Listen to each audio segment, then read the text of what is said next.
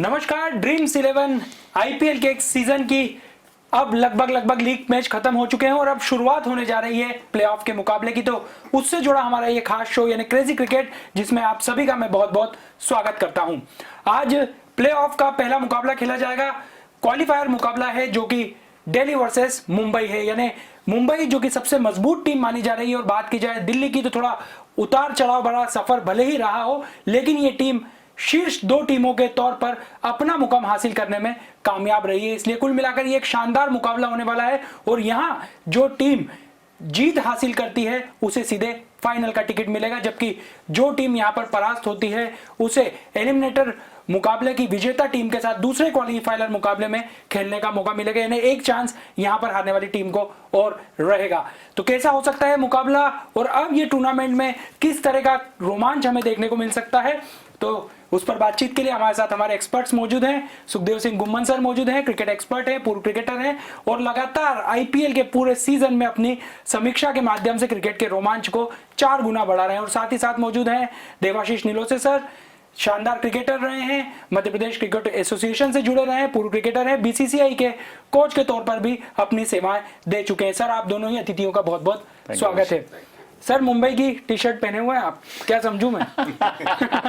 देखिए, जो दिखता वही होता है। क्या कहेंगे सर? देखिए, मुकाबला तो बहुत दिलचस्प होगा। प्लेऑफ से करो या मरो वाली स्थिति है और जो हारेगा, एक स्पेसिफिकली जो पहला प्लेऑफ हो रहा है उसमें एक एडवांटेज है, जो हारेगा भी उसके लिए एंड ऑफ वर्ल्ड नहीं है। वो एलिमिनेटर्स में फिर खेल के अपनी फाइनल का टिकट ले सकता है, अपना टिकट ले सकता है। जो जीतेगा वो फाइनल्स में जाएगा, सेकंड वाले के लिए एक चांस और रहेगा। जहां तक दोनों टीमों की बात करें तो मुंबई ने ये टूर्नामेंट एक डिफेंडिंग चैंपियन की तरह, वो डिफेंडिंग चैंपियन थे, शुरू किया और पूरे लीग में वो डिफेंडिंग चैंपियन की तरह ही खेले। पॉइंट टैली में नंबर 1 रहे और लगभग अच्छा क्रिकेट खेला। कप्तान के इंजर्ड होने के बाद में भी रोहित शर्मा लगभग पूरा टूर्नामेंट पहले 1-2 मैचेस खेले, उसके बाद में फाइनल मैच, वो लास्ट वाला मैच खेले, फिट हैं। अच्छी न्यूज़ है मुंबई के लिए कि कप्तान भी खेलने के लिए रेडी हैं। जहाँ तक दिल्ली की बात करेंगे, वो भी मुंबई के साथ में एक फेवरेट टीम की तरह उन्होंने भी अपना आगाज़ किया ड्रीम्स 11 आईपीएल 2020 में, बट मिडवे जाके थोड़ा सा बॉबल करे, पर टाइम रहते रहते आखिर में फिर से वापस से उन्होंने अपनी लय पकड़ी, लास्ट मैच जीता और क्वालिफाई करके इसमें आए। तो मुझे लगता है कि दोनों टीमें अच्छी हैं, बट अगर हम बात करेंगे बॉलिंग में तो दोनों बिल्कुल पावर पैक बॉलिंग लाइनअप हैं। सबसे अच्छी टूर्नामेंट की बॉलिंग लाइन दोनों टीम के पास में है। फास्ट बॉलर की बात करेंगे तो मुंबई ने इस टूर्नामेंट में 60 विकेट अभी तक लिए हैं और वही दिल्ली की बात करेंगे तो 1 विकेट कम 59 विकेट उन्होंने ली हैं, तो लगभग वहां बराबर है। वैसी बात करेंगे हम। अगर हम आज देखें तो बैटिंग, अगर दोनों की करंट सिनेरियो में हम देखें कि जो फॉर्म चल रही है सब बैट्समैन की, तो मुझे लगता है मुंबई को आज एक एडवांटेज है बैटिंग लाइनअप में। उनकी पूरी बैटिंग लाइनअप फायर कर रही है और जबकि दिल्ली ने पिछले 5 में से 4 मैच हारे हैं। और एक्सपीरियंस की भी हम बात करें तो मुंबई अभी तक 4 संस्करण जीत चुकी है और 5 बार क्वालिफाई करी है। 5 में से 4 मैच क्वालिफाई में उन्होंने जीते हैं। दिल्ली की बात करें तो 6 बार क्वालिफाई करी है, फाइनल में 1 बार भी नहीं पहुंची है और सिर्फ 1 क्वालिफायर उन्होंने जीता है। तो ये बड़े मैच खेलने का भी एक टेम्परामेंट होता है और मुंबई के पास में बेटर टेम्परामेंट है, बेटर एक्सपीरियंस है। उन्होंने शो किया कि 5 में से 4 मैच जीते हैं। दिल्ली 6 में से 5 मैच हारी है और उनका परफॉर्मेंस भी ऑफ लेट थोड़ा सा गड़बड़ आया है। एकदम से वो चैंपियन टीम जैसी शुरू में हमको दिख रही थी, लीग मैच के मध्य क्रम में थोड़ा सा, हाँ, मिडिल में आके जैसा वो बॉबल करे तो कहीं ना कहीं कॉन्फिडेंस शैटर्ड है उनका।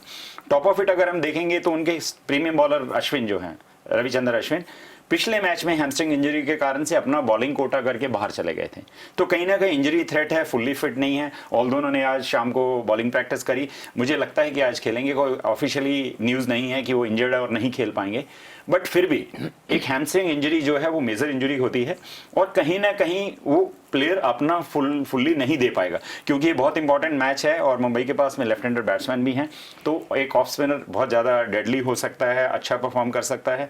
तो उनको खिलाना दिल्ली के लिए एक अच्छी बात होगी कि वो खेल रहे हैं, ऑल्दो 100% फिट नहीं होंगे, बट फिर भी मुझे लगता है कि आज मुकाबला बहुत अच्छा होगा। देवाशीष सर, मुंबई की बात की जाए तो गेंदबाजी हो या बल्लेबाजी हो, एक जैसा प्रदर्शन पूरे टूर्नामेंट में जारी रहा। या दिल्ली की हम बात करें तो थोड़ा सा गेंदबाजी तो अच्छी, लेकिन बल्लेबाजी में ये टीम थोड़ी लड़खड़ाती हुई दिखाई दी। शिखर धवन एक अकेले बल्लेबाज है जिन्होंने 525 रन तकरीबन बनाए इस टूर्नामेंट में, लेकिन एक अकेला कब तक टीम को लेकर चलेगा? नहीं, बिल्कुल सही है।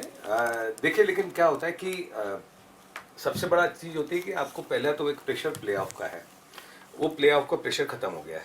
अब आपको आप दो ऑप्शन, हारते भी हैं तो भी आपको अगला एलिमिनेटर जो है उस मतलब बचे मुकाबलों में इससे बेटर मुकाबला नहीं हो सकता रिलैक्सेशन के लिए। रिलैक्स है आप। अच्छा, दूसरी चीज़ है कि आपने सही कहा है कि अगर हम कंपैरिजन करें, जैसे सुखदेव भाई ने बताया आपको कि कंसिस्टेंसी और किसी भी टीम को अगर लंबी जीतना होता है या लंबा अच्छा कंसिस्टेंसी के साथ खेलना होता है, तो आपके पहले जो 4-5 बैट्समैन हैं उनका 400, 450, 500 का अगर स्कोर टोटल किया हुआ बैट्समैन ने है ना, तो निश्चित तौर पे बहुत फर्क पड़ता है। वहीं बॉलर्स का अगर देखेंगे तो बॉलिंग साइड भी उनका बुमराह के और बोल्ट के दोनों ने जो लीड किया है उससे बहुत फर्क पड़ा है। लेकिन यहाँ पे जो एक एडिशनल बर्डन आप कह सकते हैं दिल्ली से थोड़ा सा हटेगा, क्योंकि आप प्लेऑफ को क्लियर कर चुके हैं।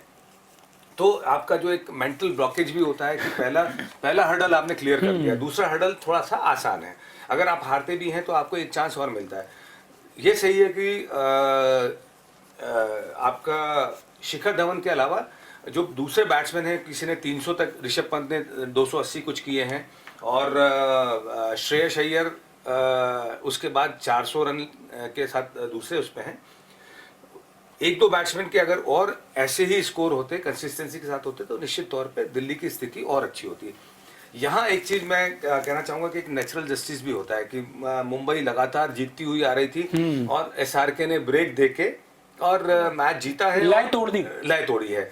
तो ये क्रिकेट में एक नेचुरल जस्टिस भी कहा जाता है कि नेचर भी एक जस्टिस करता है। तो वो जो ब्रेक हुआ है वो तो आप हाँ, निश्चित तौर पे तो उसका एडवांटेज भी मुझे लगता है कि दिल्ली को लेना चाहिए।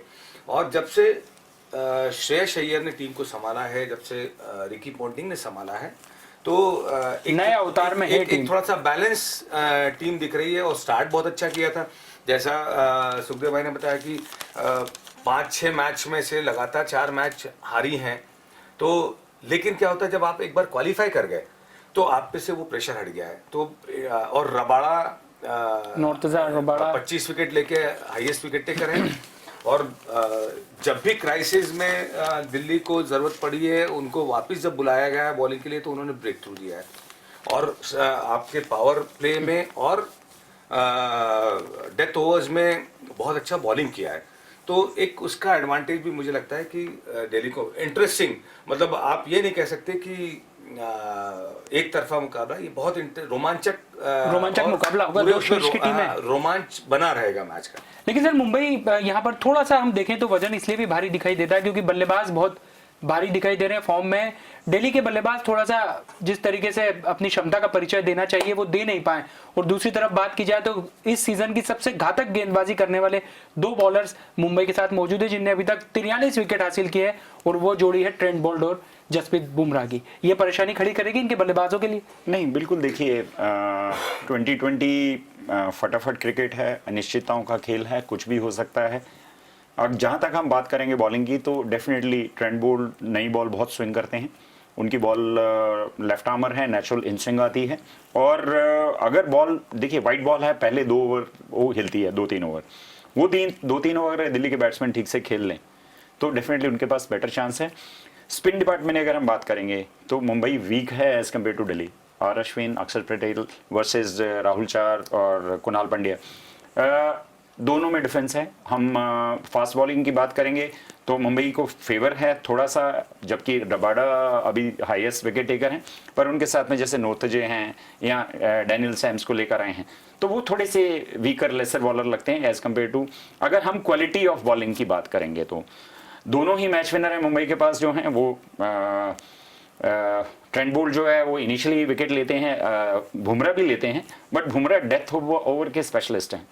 अगर आप देखेंगे तो दोनों टीमों में सबसे बड़ी एडवांटेज है कि लास्ट में बॉलिंग अच्छी करते हैं और एवरेज 10 रन से ऊपर इन लोगों ने नहीं दी है, जो एक बहुत हार्टनिंग है किसी भी टीम के लिए कि आपके डेथ ओवर बॉलर्स जो हैं वो कंटेन करते हैं, वो ज़्यादा रन आज नहीं खाते हैं।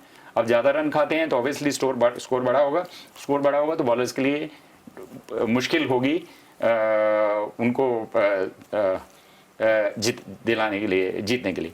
तो मुझे कहीं ना कहीं लगता है कि आज ये जो मैच है ये इनिशियल 3-4 ओवर में डिसाइड करेगा कि दिल्ली कैसी खेलती है, वो रूट किस करवट बैठेगा और क्योंकि देखिए अगर आप ट्रेंट बोल्ट की स्ट्रेंथ है शुरू में विकेट निकालना, और अगर आपने उसको ठीक से खेल लिया और उसके बाद में बॉल जो है व्हाइट बॉल ज्यादा मूव नहीं करती है, तो आपके पास बैटिंग लाइनअप ऐसी है अगर वो आज रुकती है और विकेट को असेस करके खेलती है तो हम लोग एक अच्छा मैच देखने को मिलेगा।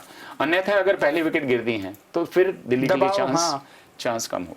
वैसे यहाँ बात की जाए तो दो कप्तानों के बीच भी मुकाबला है, क्योंकि एक तरफ श्रेयस अय्यर है जो कि युवा कप्तान है और दूसरी तरफ मुंबई इंडियंस की बात की जाए तो one and only Rohit Sharma जो कि अनुभवी कप्तान है। तो कुल मिलाकर अनुभवी कप्तान और एक युवा और जोशीले कप्तान के बीच भी यहाँ मुकाबला देखने को मिलेगा।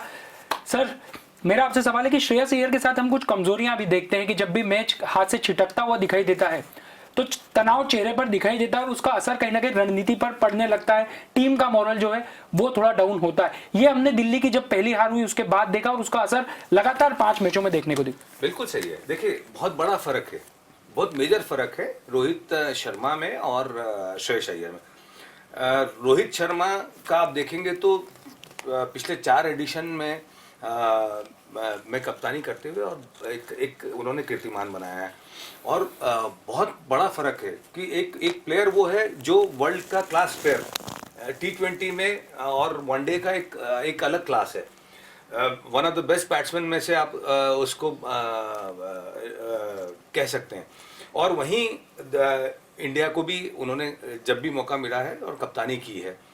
और जहां उस मैच्योरिटी के साथ जो प्लेयर जाता है और जो फ्रंट से लीड कर रहा हो और जो पिछले एडिशंस में जिता के लेके गया हो, तो वहां आप है ना सोच का बहुत बड़ा फर्क हो जाता है। वहीं श्रेयस अय्यर को पहली बार इतनी बड़ी रिस्पॉन्सिबिलिटी मिली है। हाँ, आपने मुंबई टीम को जरूर कप्तानी की है, लेकिन एक रणजी ट्रॉफी में कप्तानी करना और एक IPL में कप्तानी करना या इस ऐसे बड़े टूर्नामेंट में कप्तानी करना निश्चित तौर पे बहुत फर्क पड़ता है।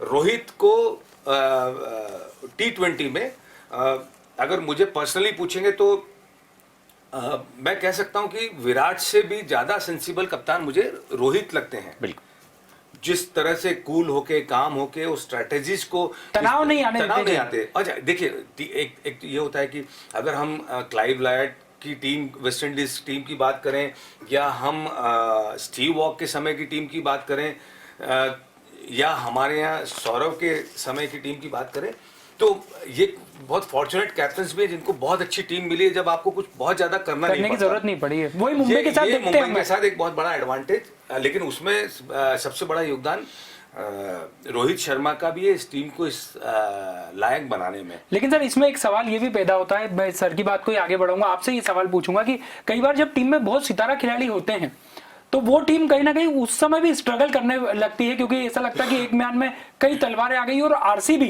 एक ऐसी टीम रही है जिसको हमने पूरे 13 सीजन में देखा है कि बड़े से बड़े खिलाड़ी और कहीं ना कहीं यही दिक्कत भी दे गए। नहीं देखिए, बड़े खिलाड़ी खिलाना तो हर फ्रेंचाइजी के विश लिस्ट पे होता है कि जितने बड़े खिलाड़ी होंगे वही आपको वो टूर्नामेंट जिता सकते हैं। बट उस टीम का आपस में जेल करना, कि एक कोऑर्डिनेशन बनाना, एक दूसरे से सिंक्रोनाइज होना, वो कप्तान के बूते अपनी वो कप्तान पे डिपेंड करता है कि वो किस तरह से किसी का रोल डिफाइन करता है और वो लोग कैसे रिस्पॉन्ड करते हैं। अनफॉर्चुनेटली RCB के साथ ऐसा रहा कि वो टीम की परफॉर्मेंस ही ऑन ऑफ रही है। बड़े प्लेयर खेले हैं, आप देखिए तो बड़े प्लेयर एक साथ क्लिक नहीं किए हैं। आज मुंबई के साथ जो एडवांटेज है वो ये है कि बड़े प्लेयर तो हैं ही हैं, उनके साथ जो छोटे प्लेयर भी हैं वो भी बड़े प्लेयर से अच्छा परफॉर्म कर रहे हैं। तो बड़े प्लेयर पे वैसे ही आपके ऊपर प्रेशर आ जाता है कि एक यंगस्टर है, मुझसे अच्छा परफॉर्म कर रहा है, मेरी फ्रेंचाइजी ने मुझे इतने पैसे देकर खरीदा है, तो मैं क्यों नहीं अच्छा परफॉर्म करूँ। आपको मोटिवेट करता है, वो आपको एक कॉम्पिटिशन की भावना पैदा करता है कि भाई मुझे इससे अच्छा खेलना ही है। नहीं तो अगर मेरी ही पोजीशन थ्रेट में आएगी तो अगली बार मेरा फ्रेंचाइजी मुझे क्यों खरीदेगा, क्यों लेगा मेरे को।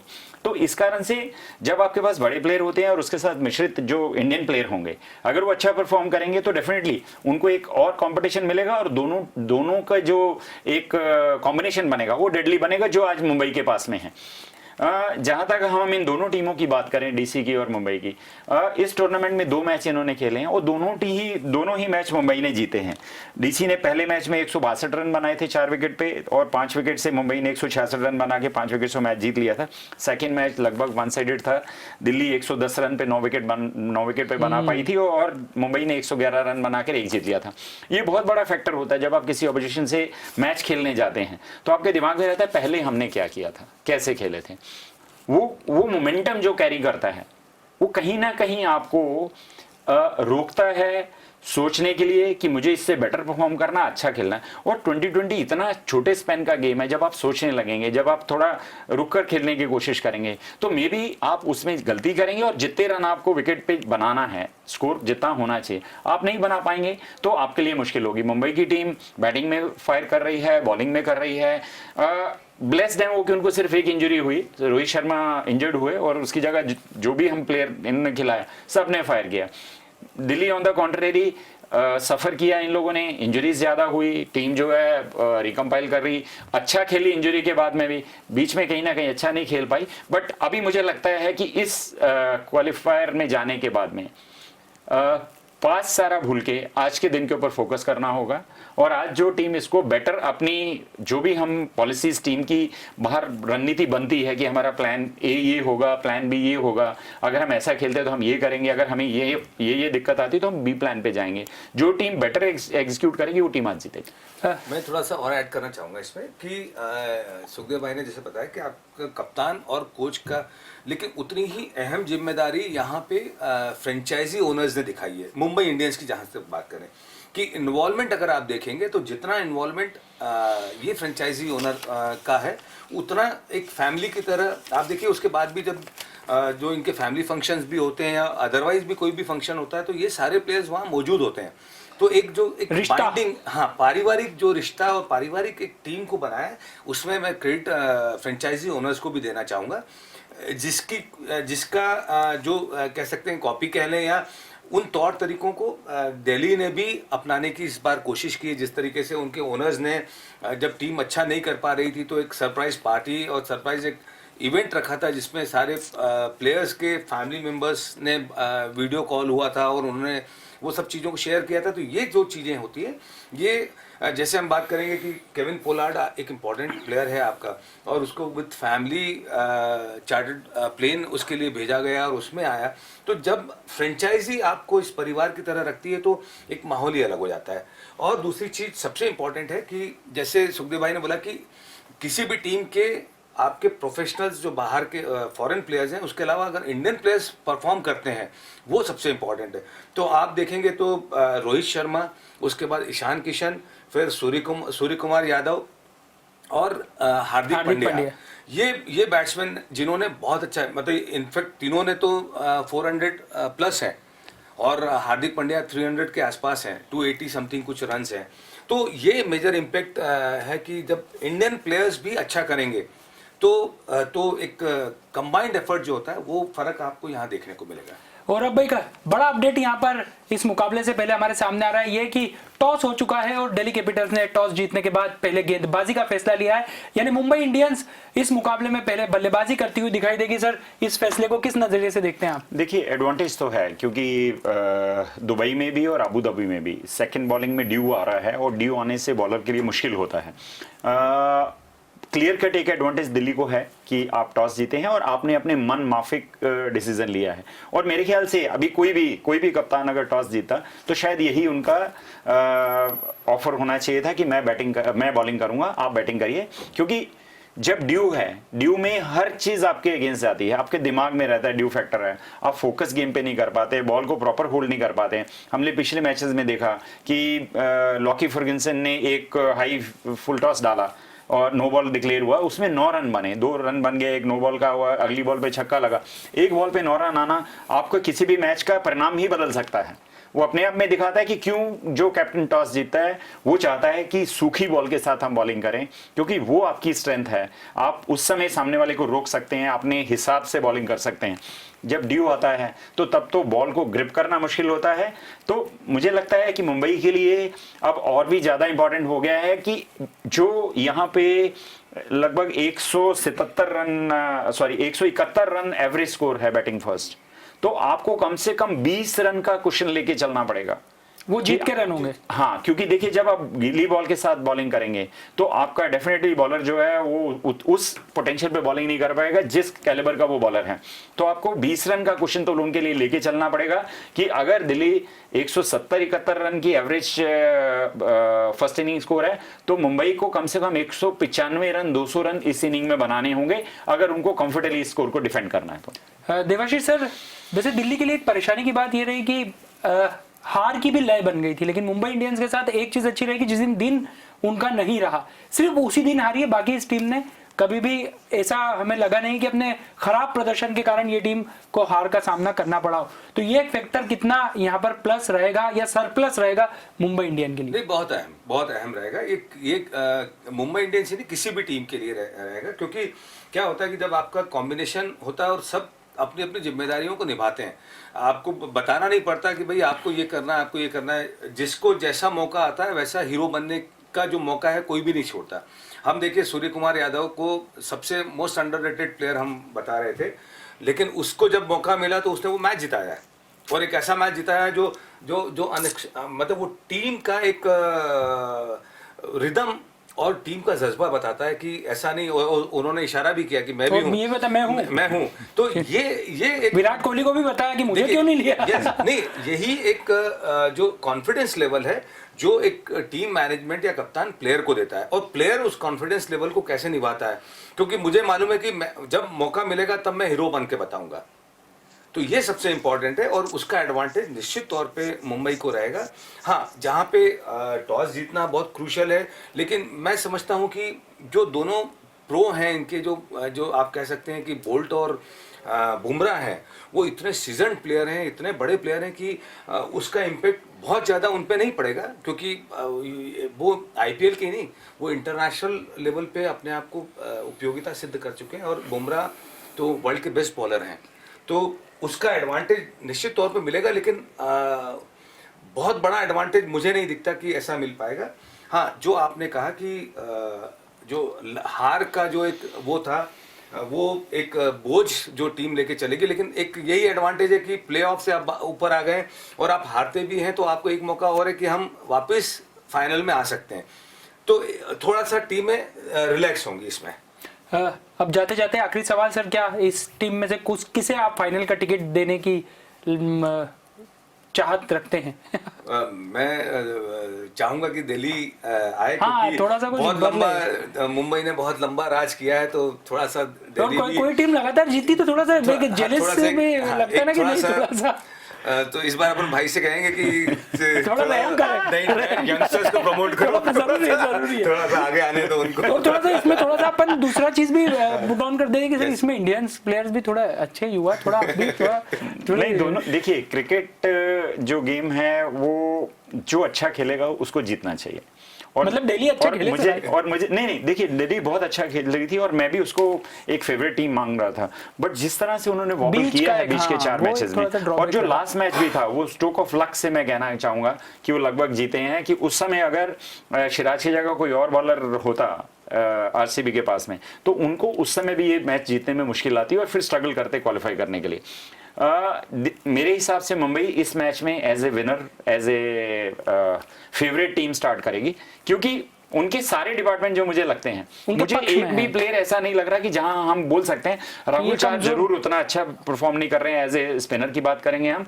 और कुणाल पंड्या ने भी बीच में अभी ऑफ रेट जो है थोड़ा सा रिलैक्स किया है, और उतनी अच्छी वो बॉलिंग नहीं कर पा रहे हैं। ये थोड़ा सा मुझे लगता है कि वीकर सेक्शन है मुंबई में, और ड्यू के साथ जब दोनों स्पिनर बॉल करेंगे तो उनके लिए थोड़ी सी मुश्किलात पैदा हो सकती है, बट फिर भी मैं मुंबई के साथ जाना चाहूंगा। तो स्टूडियो में भी हमारा मुकाबला जारी रहेगा, क्योंकि आज से प्लेऑफ का मुकाबला शुरू हो जाएगा। लेकिन अब बात करते हैं जाते जाते उस मुकाबले की जिसके आधार पर तय होगा कि आखिर वो दूसरी कौन सी टीम होगी जो फाइनल में पहुंच सकती है। तो अब मुकाबला इसके बाद होगा royal Challengers Bengaluru versus Sunrisers Hyderabad. Sir eliminator मुकाबला। हाँ देखिए, रोचक मुकाबला होगा क्योंकि वहां पे आपके पास क्वेश्चन नहीं है, वहां फिर भी आपको स्ट्रेस में खेलना होगा कि हमें जीतना ही है। आप हारने का बिल्कुल कतई सोच भी नहीं सकते हैं कि अगर आप हारेंगे तो आपको सीधा सीधा अपने घर चले आना है। जहां तक मैं दोनों टीमों को देखूंगा तो दोनों टीमों के साथ मोमेंटम की हम बात करें तो मुझे लगता है कि सनराइजर हैदराबाद के साथ मोमेंटम है। उसने उन तीनों टीमों को जो इस क्वालिफायर में उनके बिना है लगातार 3 मैचों में हराया है। आरसीबी की बात करेंगे तो 4 मैच हारने के बाद में वो यहां पर आई, चौथा मैच भी हार के एक रिस्पेक्टेबल लॉस था उनका, जिस कारण से वो क्वालिफाई कर गए और केकेआर से ऊपर आ गए और इस कारण से वो आज खेल रहे हैं।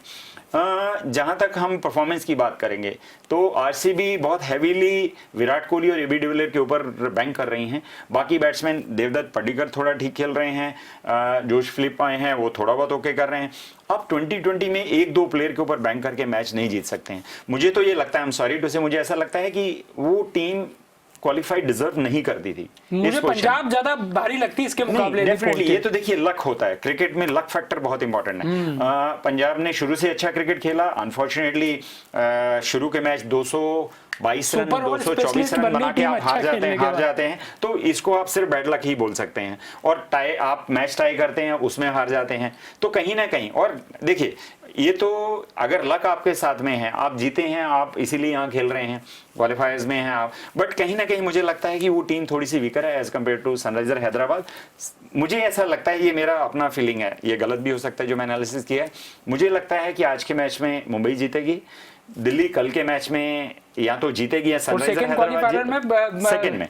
अभी कल जो मुझे लग रहा है सनराइजर हैदराबाद जीती जो अच्छा खेल रही है, मतलब आपके मुताबिक ये दो टीमें फाइनल खेलेगी। हाँ मुझे ये लग रहा है कि बहुत प्रोबेबिलिटी आपको वापस से आज जो पहला क्वालिफायर हो रहा है यही आपको फाइनल में भी मिले। सर सहमत है क्या? नहीं, अगर स्टैटिस्टिक्स और वो कंपैरिजन करें तो कहीं भी कहीं कोई गुंजाइश दोनों टीमें नहीं छोड़ रही हैं। सॉरी, मैं भी एग्री करता हूं कि आरसीबी को जिस तरह से, मतलब आप दूसरे की मर्जी पे क्वालिफाई हुए हैं, वहीं एसआरएच ने, हैदराबाद ने जो लास्ट मैच तो बाहर हो गई सर।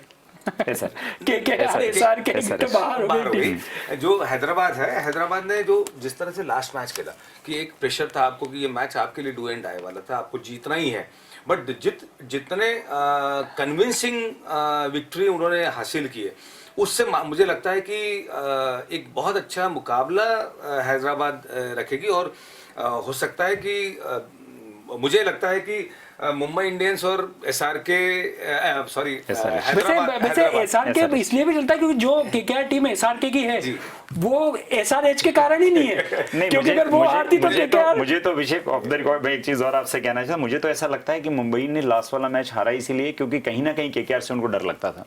आप देखिए, आपके 3 प्लेयर रेस्ट किए हैं और 3 प्लेयर रेस्ट करने के बाद में एक स्टेटमेंट था, देखिए जब डेविड वार्नर ने बोला कि मैं टॉस जीतकर इसलिए बॉलिंग कर रहा हूं कि बाद में ड्यू फैक्टर होगा, और वो बिल्कुल एक लॉजिकल लगता है कि कैप्टन लॉजिकल सोच रहा है और मुझे ये फायदा इसी में है कि मैं पहले बॉलिंग करूं ड्राई बॉल के साथ में, फिर मैं बैटिंग करूं। और वहीं रोहित शर्मा से पूछा गया तो बोला I am happy with the toss. See देखिए, ये जो स्टेटमेंट होते हैं कहीं ना कहीं इंडिकेट करते हैं कि आप अपना फुल दे ही नहीं रहे हैं और आप ये मैच हारने के लिए आए हैं। और वो भी देखिए डेफिनेटली ये गलत भी नहीं है, जब आपकी फ्रेंचाइजी और आपकी टीम मैनेजमेंट और थिंक टैंक बैठता है तो यही डिसाइड करता है कि मुझे कौन सी टीम से खेलना इजियर होगा आगे। अगर मान लीजिए आपको गिवन ए चॉइस 2 टीम दी जाती है तो डेफिनेटली आप ऑलरेडी 18 पॉइंट पे हैं, 1 नंबर पे हैं, आप जीत भी जाते तो भी 1 नंबर पे रहने वाले हैं, बट ये डेफिनेटली मैटर करेगा कि कौन सी टीम क्वालिफाई करेगी। तो अगर आप थोड़ा सा अंडर परफॉर्म करते हैं और आपकी चेती टीम को वहां ले आते हैं और जिसको आप लगते हैं कि बेटर है एज कम्पेयर टू, देखिए उन्होंने अपनी तुलना करी होगी, वो तो मुझे ऐसा लग रहा है कि ये एक प्लान्ड मैच था और उस मैच में जानबूझ के हार के सनराइजर हैदराबाद को अंदर लाया गया कि केकेआर एक इस तरह की डिवास्टेटिंग टीम है। अब देखिए पिछले मैच में उन्होंने 194 रन बना के राजस्थान रॉयल के क्या हाल बनाई, और जबकि 3 खिलाड़ी 0 पे आउट हुए। बिल्कुल 7 में से 7 विकेट होती हैं, 3 डक पे आउट हो रहे हैं, फिर भी आप 194 रन बना जाते हैं। तो कहीं ना कहीं मुंबई के लिए एक अच्छा कैलकुलेटेड मूव था, मुझे ऐसा लग रहा है। I am not sure whether आप दर्शक और मेरे साथीगण यहाँ पे इस चीज से सहमत होंगे कि नहीं होंगे, पर कहीं ना कहीं देखिए इसमें भी कोई बुराई नहीं है। आप एक टूर्नामेंट जीतने के लिए आए हैं, आपको हक है क्योंकि आप अच्छा खेले हैं, और लास्ट में आप चूज करें, आप चूज पॉलिटिक्स करते हैं, आप चूज करें। खिलाड़ी भी politics करते हैं। देखिए क्या होता है, ये फ्रेंचाइजी देखिए एक बहुत बड़ा बिजनेस है। ये फ्रेंचाइजी साल भर काम करती हैं, और साल भर जितनी आप फील्ड में देखते हैं ना टीम, उससे ज़्यादा बड़ी टीम बाहर काम करती है, और वो एनालिटिकल टीम होती है इनकी, जो पूरा एनालिसिस करती है, सारे स्टैटिस्टिक्स, मतलब भाई की टीम कह सकते हो आप, वो कि सारे स्टैटिस्टिक्स लेके और वो रियलिटी में उसको कन्वर्ट करके, और बहुत बड़ा एनालिटिकल टीम होती है इन लोगों के साथ, जो पूरा एनालिसिस करती है। मतलब एक एक प्लेयर का एनालिसिस होता है वहाँ पे, और वो कप्तान को और वो कोच को, मैनेजमेंट को जब आपके पास फीडबैक आता है, तब आपके पास चीज़ें बहुत आसान हो जाती हैं। तो बहुत बड़ा इंपॉर्टेंट रोल प्ले करती हैं आज की तारीख में सपोर्ट टीम, जो आप कह सकते हैं आउट ऑफ फील्ड वाली जो टीम होती है, वो बहुत बड़ा मेजर रोल प्ले करती है।